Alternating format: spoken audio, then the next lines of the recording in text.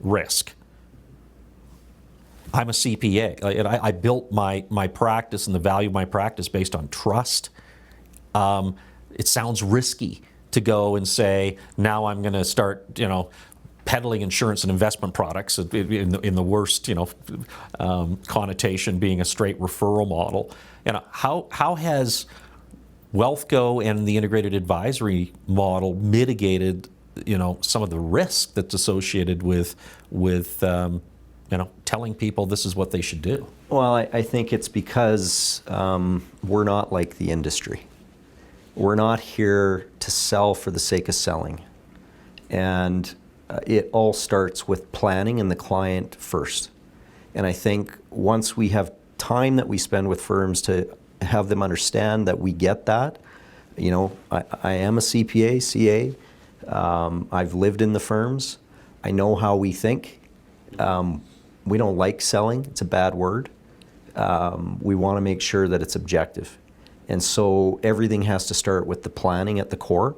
And but when you get to a stage where now you have to execute, there is some mindset shifts that have to happen where you're looking at things and saying, am I really adding value? I've done a plan. Here it is. Here, it's an event. Here you go. Now go do something with it, and hopefully you follow it. And it collects dust on a shelf. Right. So the beautiful binders that collect dust on the shelf. So then exactly. I can send it out the door, and I can go, well, go deal with somebody else to help you take care of that. And there's really no certainty that it'll be followed or executed properly. So it's just that shift of work. We got to be involved in that process, and more importantly, we have the skills as accountants to be involved in it. And it's a confidence issue. It's being able to look at that and going, my knowledge of how I've been trained, what we have. Now, there's areas we need some support on and which we help bring. Right. But it's got to be that confidence to go, clients want this, they want it from us. And I think our experience is we've proven that. Well, I think, too, the whole idea of an integrated advisory model is not that you have to always displace an existing relationship.